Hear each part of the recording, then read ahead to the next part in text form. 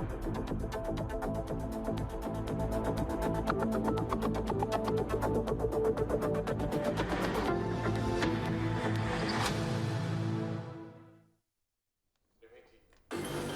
de 3 semaines après le lancement de la campagne de vaccination de la Covid-19, plus de 26 000 Burkinabés ont reçu leur dose d'AstraZeneca. L'AstraZeneca qui fait débat en ce moment dans le monde. Le ministre de la Santé, Charles Maï Ouedraogo, donne des clarifications. Vous l'entendrez dans ce journal.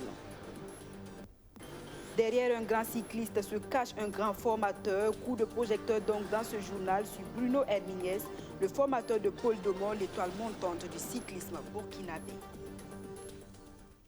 Voilà pour les titres de ce 13h. Bienvenue à tous et merci de nous suivre. Plus de 3 semaines après le lancement de l'opération de vaccination contre la Covid-19, le ministre de la Santé donne des clarifications sur la fiabilité du vaccin AstraZeneca. Un vaccin qui fait débat actuellement dans le monde.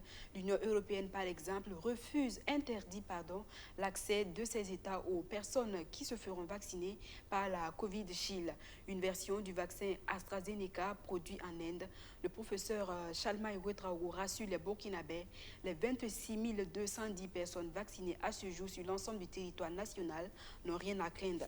L'AstraZeneca utilisé au Burkina Faso a été produit en Suède. Les précisions de Bessogre John William Somda. Face aux interrogations de plus en plus contradictoires sur le vaccin Covid-Shield fabriqué en Inde et qui serait utilisé dans notre pays, le ministre de la Santé, Charles Maï Ouedraogo, a rencontré la presse ce 28 juin. Le vaccin utilisé au Burkina Faso serait fabriqué en Suède et différent de celui fabriqué en Inde. Il n'y aurait donc rien à craindre du vaccin AstraZeneca utilisé dans la campagne de vaccination contre la Covid-19 au Burkina Faso. Je tiens à rassurer l'ensemble du public burkinabé que les doses de vaccin AstraZeneca administrées sur le territoire burkinabé depuis le 2 juin 2021 sont celles du vaccin AstraZeneca 1222, mis au point par la firme AstraZeneca en Suède et reconnu par les autorités sanitaires européennes. Ainsi, le Covid-Shield administré en Inde est différent de celui qui est proposé aux populations burkinabées. Depuis le 2 juin dernier, le Burkina Faso est en pleine campagne de vaccination contre la Covid-19. Une vingtaine de jours après le début de cette campagne, le ministre de la Santé livre des chiffres non sans rassurer davantage sur d'éventuels effets secondaires. À la date du 26 juin 2021, 26 210 personnes, dont 10 839 agents de santé, ont été vaccinés contre la Covid-19 avec le vaccin AstraZeneca sur l'ensemble du pays. Environ 1000 cas d'effets indésirables ont été déclarés dans la majorité des cas sous forme de fièvre, de courbatures et de céphalée, ce qui est classique dans les vaccinations comme ce que nous voyons dans le programme PEV avec nos enfants.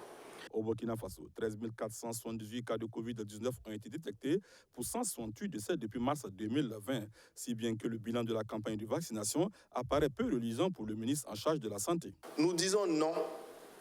Ça ne répond pas, on aurait souhaité avoir plus que cela. Mais nous avons un nombre qui est inférieur à nos attentes. Et c'est pour cela que nous sommes devant vous aujourd'hui pour encore une fois de plus apporter la bonne information. Car ce sont justement ces informations que nous appelons fake news ou des informations perturbateurs qui viennent ralentir la progression et les efforts du gouvernement pour protéger la population. Aujourd'hui, c'est l'arme efficace contre la Covid-19. Nous n'avons pas encore une autre arme. Et ce n'est pas un vaccin nuisible. À la sortie de la conférence de presse, le ministre Charles Maï Ouedraogo s'est voulu aussi clair sur le test Covid. Seuls les voyageurs sont astreints au paiement de la somme de 25 000 francs CFA, un tarif fixé de commun accord avec tous les pays de la sous-région. Dans le même ordre, le ministre a annoncé que des malfaiteurs impliqués dans des malversations sur des tests Covid ont été arrêtés et devraient passer incessamment devant la justice. Pour lutter contre le coronavirus, il faut respecter les mesures barrières ou tout simplement se faire vacciner. La lutte contre la drogue, par contre, passe par la sensibilisation. À l'occasion de la 34e journée mondiale contre l'abus et le trafic de drogue, le Burkina Faso réfléchit sur les stratégies à mettre en place pour lutter contre ce fléau en milieu scolaire. On estime à 6,11% le taux de prévalence de consommation en 2019, selon le rapport 2020 de l'Office des Nations Unies contre la drogue et le crime, la consommation de la drogue est en hausse dans tous les pays, un fait qui pourrait être à l'origine des violences et des différentes formes d'incivisme constatées en milieu scolaire. Arsène Konditomdi. Symboliquement, 13 tonnes de drogue, essentiellement du cannabis et des médicaments prohibés, incinérés dans le cadre de la commémoration de la 34e journée mondiale de lutte contre l'abus et le trafic de drogue. Au niveau national, la drogue gagne de plus en plus du terrain. Le taux de prévalence de la consommation en milieu scolaire dans la ville de Ouagadougou est passé de 1,9% en 2011 à 6,11% en 2019. La lutte contre le trafic et l'abus de drogue est un combat de longue haleine et les moyens font souvent défaut. Malgré tout, les acteurs poursuivent la lutte et des résultats sont engrangés. Dans le domaine de la prévention, plus d'1 million de personnes sensibilisées par le secrétariat permanent du Comité national de lutte contre la drogue dans le domaine de la réduction de l'offre. Les structures opérationnelles de la lutte ont interpellé plus de 420 personnes pour faits de drogue et effectué au cours de l'année 2020 des saisies de 294,463 tonnes. Le Burkina Faso, longtemps considéré comme un pays de transit, est aujourd'hui un pays de grande consommation. Et les trafiquants de toutes sortes préfèrent cibler les plus jeunes pour écouler leurs produits. Et quand ça rentre, mais bien sûr, ceux qui ont opté de choisir la drogue comme source d'enrichissement, ils infestent nos écoles. Et comment ils arrivent à captiver les enfants? Ils commencent par leur faire de petits cadeaux pour les plus jeunes. Ils commencent à leur faire consommer de petites quantités en disant que ça fait du bien. En matière de prise en charge sanitaire, le service psychiatrique de l'hôpital Yalgado Ouedraogo a pris en charge plus de 400 consommateurs en 2020. Pour réduire drastiquement le trafic et la consommation de drogue, le rôle des parents peut être déterminant. C'est une occasion pour moi d'en appeler à la responsabilité individuelle et collective de tous les acteurs. Mon appel s'adresse plus particulièrement aux parents pour une plus grande prise de conscience sur leur devoir de suivi et d'encadrement quotidien de leurs enfants face aux dangers de la drogue. Le taux de prévalence chez les 15 à 64 ans est passé de 4,8% en 2009 à 5,3% en 2018 dans le monde. Face à cette progression, les pays africains sont invités à trouver des moyens de lutte plus conséquents. Au Burkina Faso, par exemple, une stratégie nationale de lutte contre la drogue et la toxicomanie en milieu universitaire est en cours de rédaction. Et pendant ce temps, l'Ordre des sages-femmes et maïeuticiens des Hauts-Bassins tient son assemblée générale, une rencontre pour discuter et échanger autour de leur profession. Cette conclave a également permis de renouveler le bureau de l'organisation. Pour les 3 prochaines années, Afousatou Zerbo sera aux commandes. 9 autres personnes seront à ses côtés pour l'appuyer dans sa mission. Kader Kondé et Soto Justin Dabiré ont assisté à l'installation du nouveau bureau de l'Ordre régional des sages-femmes et maïeuticiens des Hauts-Bassins. C'est un bureau régional de 10 membres et 2 commissaires aux comptes qui a été mis en place par l'Ordre régional des sages-femmes et maïeuticiens des Hauts-Bassins. Un bureau présidé par Afousatou Zerbo pour un mandat de 3 ans. Les défis sont vraiment nombreux, mais bon, ce qu'il y a immédiatement et qui urge, c'est l'adhésion de tout le monde. Que tout le monde soit dans l'ordre pour pouvoir exercer légalement. C'est ce que nous souhaitons et nous allons nous attaquer à ces problèmes en premier. Nous allons travailler à ce que toutes les sages-femmes comprennent la différence qu'il y a entre l'ordre et l'association. Pour cela, nous allons sortir pour faire des sensibilisations dans toute la région des Hauts-Bassins pour pouvoir informer les sages-femmes. Le nouveau bureau de l'Ordre régional des sages-femmes et maïeuticiens des Hauts-Bassins peut compter sur le soutien du bureau sortant. Un bureau qui se dit satisfait des actions menées au cours de son mandat malgré les difficultés rencontrées. On retiendra que le bureau a fait quand même ce qu'il pouvait, avec tout ce qu'il y a comme vraiment difficulté dans la mobilisation des personnes. Et on dit qu'on ne mobilise les gens que sur la base de leur intérêt. Il se trouve que l'Ordre des sages-femmes Et c'est un nouveau ordre. Donc nous avons avant l'association des sages-femmes, où beaucoup de sages-femmes militent. Alors beaucoup de sages-femmes et maïticiens ont compris que c'était peut-être la même chose. Donc le côté cotisation a vraiment posé beaucoup de problèmes. Les gens n'ont pas toujours compris ce qu'on voulait. Mais bon, au finish, ça va, on a fait ce qu'on pouvait. Vous avez été témoins et ceux qui sont venus en tout cas sont motivés. Et avec le nouveau bureau, nous espérons que ça va aller mieux. Le nouveau bureau de l'ordre régional des sages-femmes et maïticiens des Hauts-Bassins va travailler à faire évoluer au niveau régional la profession des sages-femmes et maïticiens en engageant des actions afin de défendre l'honneur et l'indépendance professionnelle de la sage-femme et du maïticien. Il veillera également au respect de la défense et à la promotion des valeurs fondamentales de la profession des sages-femmes et maïticiens. Dans la chronique économie de cette semaine, Archimède Boy a tenté de comprendre pourquoi le coût de réalisation de la voie de contournement actuellement en cours au Burkina Faso a augmenté de plus de 45 millions de francs CFA. De ces recherches, il ressort que la mauvaise budgétisation des dédommagements serait la cause de cette hausse. Le projet de construction de la voie de contournement, je vous le rappelle, a été acquis dans le cadre d'un PPP, le partenariat public-privé, signé entre l'État burkinabé et la société Ebomaf. Le coût initial du projet était de 181 milliards de francs CFA. La voie de contournement de Ouagadougou, un vaste projet exécuté par le groupe Ebomaf dans le cadre d'un financement PPP, partenariat public-privé. Pour un budget initial de 181 milliards de francs CFA, le coût du projet a connu une hausse de 45,4 milliards de francs CFA en coût de réalisation, soit un budget total de 226,4 milliards de francs CFA. Mais qu'est-ce qui explique cette hausse? La première difficulté est que l'entreprise a rencontré sur le terrain, c'est la non-actualisation de l'étude du projet qui date de 2008. C'est-à-dire que c'est un projet de 2008 qu'on a attribué à l'entreprise. Et au moment où on a attribué à l'entreprise Ebomaf, on n'a pas réactualisé le projet pour tenir compte que, du temps. Parce qu'un projet de 2008 n'est pas le même que un projet de 2018.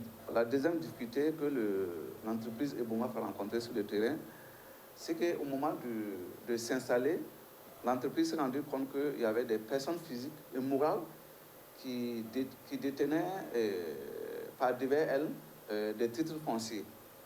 Alors il fallait les dédommager. Ensuite, l'entreprise a rencontré sur le terrain, il y avait des cimetières qui étaient un peu partout sur le long du trajet. Alors, tout ça là aussi, il fallait trouver des solutions avec les familles qui ont les tombes de leurs parents sur le long du trajet. Ensuite, il y avait le terre-plein central qui apparemment n'était pas prévu dans le projet initial. Et au moment de la phase de réalisation, ils ont pensé à mettre en place, à ériger le terre-plein central qui sépare les deux voies. Et tout ça, ce sont des coûts supplémentaires que l'entreprise a rencontrés dans sa phase de réalisation. Tout ce qui a fait que du budget initial de 181 milliards, on est passé à 226,4 milliards à nos jours. En somme, cette hausse du coût du projet est liée à une mauvaise budgétisation des dédommagements occasionnés par la réalisation de cette voie. Et cela n'est pas sans incidence sur le délai d'exécution des travaux. C'est-à-dire que l'État sera obligé encore de décaisser plus d'argent. Parce que ce n'est pas de la faute de l'entreprise, c'est l'État qui n'a pas bien mesuré la portée du projet en ne prenant pas des garde-fous. Et peut-être que ça peut aussi jouer sur la durée du projet en fait.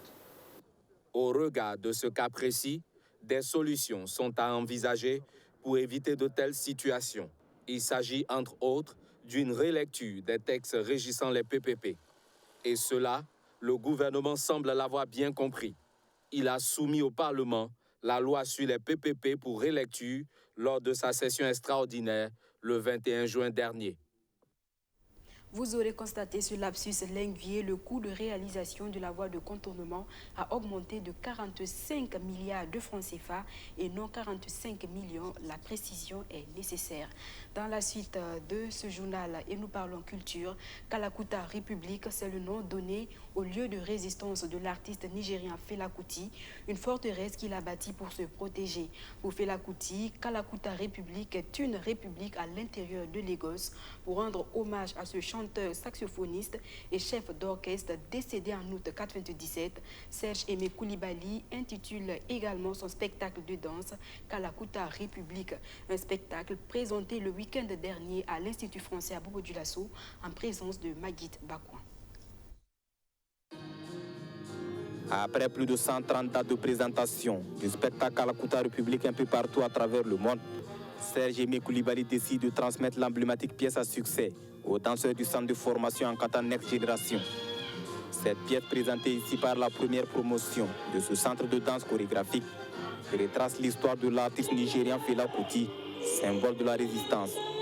Fela, chanteur le plus populaire du Nigeria dans les années 70, dénonce la corruption des élites, la dictature et le pouvoir des multinationales en se servant de la musique comme arme. Il sera plusieurs fois emprisonné et torturé. Atteint du sida et affaibli par les sévices subis en prison, il meurt en 1997. Ce spectacle est inspiré de l'artiste, de son combat et sa soif de liberté.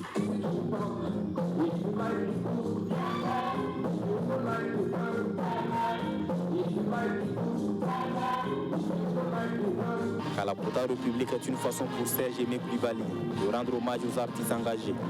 Donc Serge Aimé Coulibaly, il s'est vraiment inspiré de Kalakuta et c'est quelque chose, c'est comme une sorte de parallélisme en fait. C'est-à-dire qu'il y a l'histoire de Fela Kuti, mais nous aujourd'hui, en tant que citoyens du monde, en tant qu'artistes, qu'est-ce qu'on a envie de laisser, qu'est-ce qu'on a envie de faire en tant qu'artiste, en tant que citoyen, je me répète, mais jusqu'où on peut aller en fait. Et Kalakuta, c'est vraiment la liberté artistique, vraiment, se laisser aller jusqu'au bout de ses envies. Le public est conquis et ne regrette pas d'avoir fait le déplacement. Selon moi, ils ont fait une très belle performance. J'ai aimé le spectacle parce que après 3 ans, ce qu'ils ont donné ce soir-là, c'est du ouf. Vraiment, bon, ça m'a beaucoup épaté et vraiment, j'ai vu que la danse, on pouvait concilier la danse aussi à une histoire. C'est pas chaque fois qu'on peut écrire une histoire pour expliquer au public. J'ai compris qu'avec la danse aussi, on pouvait expliquer une histoire. Après l'Institut français de Bobo-Dioulasso, la pièce a été également présentée à la cité universitaire de Belleville et le sera aussi dans 4 villes de Burkina Faso avant décembre 2021.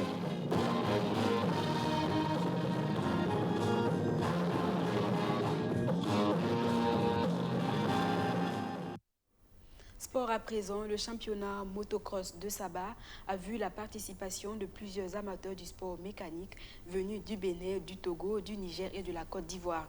Le trophée de l'édition 2021 repart au Bénin. Simon Becher a en 2 tours écrasé ses adversaires dans la catégorie MX1. Chez les minimes, c'est le Burkinabé Hakim Kanazoé, 10 ans, qui monte sur la première marche. Le comité d'organisation salue le niveau de la compétition. Il souhaite par ailleurs plus d'accompagnement du ministère des Sports pour réussir les éditions à venir. L'ambiance avec John William Sonda. Il n'y avait que des sensations fortes le dimanche 27 juin lors du championnat de motocross de Saba. Après le rendez-vous manqué de 2020 pour raison de Covid-19, les amateurs de sport mécanique ont fait vibrer un public de Saba sorti nombreux. Après plus de 8 heures de compétition, 3 tours pour chacune des 6 catégories en lice, le verdict tombe. Chez les minimes, Hakim Kanazoé, 10 ans, à peine sorti du cours élémentaire, est obligé de puiser dans ses ressources pour dominer Noah, son adversaire le plus redoutable. Une victoire méritée pour le jeune champion burkinabé. La course est bien passée. La première manche, j'ai été premier. La deuxième manche, j'ai été deuxième. Et la troisième manche, j'ai été premier. La course était superbe. Maintenant, je vais essayer pour l'avenir d'évoluer. Dans la catégorie des JC, Cheikh Ilboudo l'emporte tandis que chez les M, Yao Nunato s'impose devant Alakosi et Yao Maouna. Après la partie plaisir chez les minimes, place à la partie sensation chez les MX1.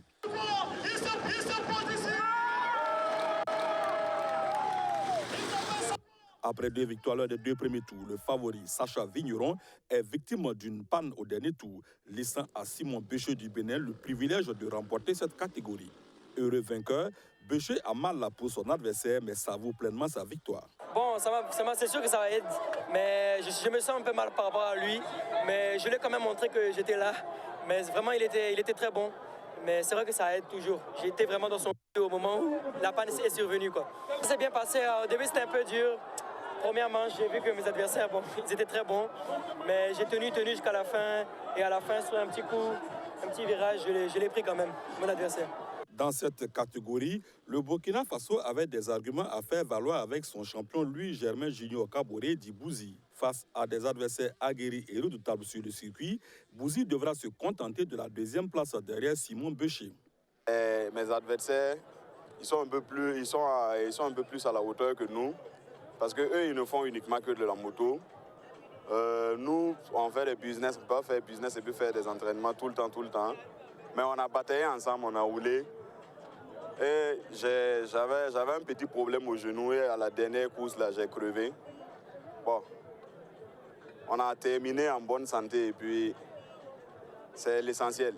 Au terme de cette compétition, où le Burkina Faso aura renoué avec succès avec la motocross, les participants sont venus du Bénin, du Togo, du Niger et de la Côte d'Ivoire.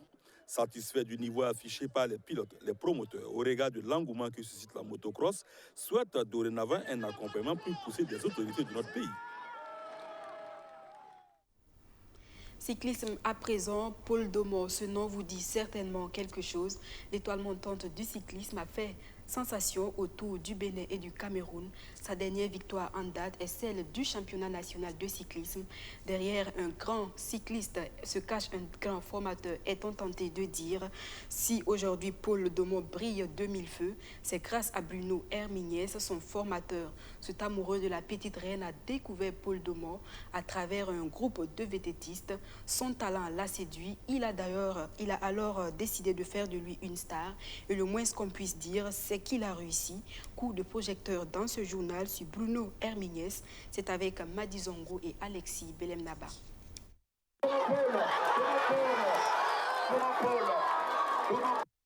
Paul Domor est sans conteste un des meilleurs cyclistes du Burkina, voire de l'Afrique. En témoigne son impressionnant palmarès cette saison avec le maillot jaune du Tour du Bénin, le maillot du Tour du Cameroun et le titre de champion du Burkina conquis le 20 juin sur l'avenue Charles de Gaulle. Bruno Herminiès est celui qui a découvert et formé le sprinter de l'AS Bessel. Alors Paul, je l'ai connu à travers un groupe de vététistes et puis à travers aussi ses parents que je connaissais bien en tant qu'ami. Voilà, Paul a commencé dans un groupe de vététistes à Bobo-Dioulasso. Voilà, donc on lui a donné un vélo et il a commencé comme ça. Si Paul Domor est à ce niveau de compétitivité, c'est parce qu'il avait les qualités, mais surtout sa volonté de réussir. En fait, déjà, sa première qualité, c'est qu'il était très motivé pour faire du vélo.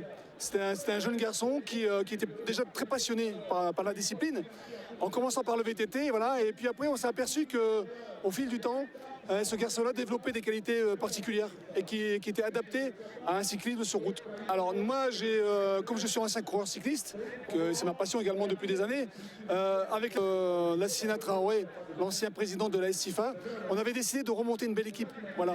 Donc Lassina était très motivé, malheureusement il est décédé une année après. Mais entre-temps, donc, on avait recruté Paul, Souleymane Koné, Benjamin, etc. Donc on avait déjà une belle petite équipe. Et là j'ai dit à Paul, ben voilà, maintenant il faut s'engager sur la route et on va faire des compétitions à Ouaga. Voilà. Pour le technicien, Paul Domor doit aller dans une écurie européenne s'il veut franchir un cap et espérer un jour intégrer le cercle restreint des meilleurs mondiaux de la petite reine. Alors à ce niveau, évidemment, c'est très compliqué à partir du moment où on n'a pas une expérience en Europe. Il n'y a pas de secret aujourd'hui pour développer des qualités, pour se faire valoir et pour progresser. Je pense que Paul, maintenant, c'est le moment d'aller en Europe. D'aller en Europe et d'acquérir une équipe, déjà une bonne équipe amateur à haut niveau, et pourquoi pas après un contrat professionnel dans une équipe. Voilà. Donc là, je pense qu'au Burkina, en Afrique, il a déjà fait pas mal de preuves. Et je pense que là, à travers les Jeux Olympiques, le Tour de l'avenir et probablement le championnat du monde, il peut passer un cap supplémentaire et pourquoi pas être détecté dans une équipe professionnelle. En attendant, le leader de l'AS Bessel est une star qui draine du monde au Burkina. Voilà, on s'arrête là pour aujourd'hui. Merci pour votre attention. Excellente suite de programme sur la chaîne au cœur de nos défis.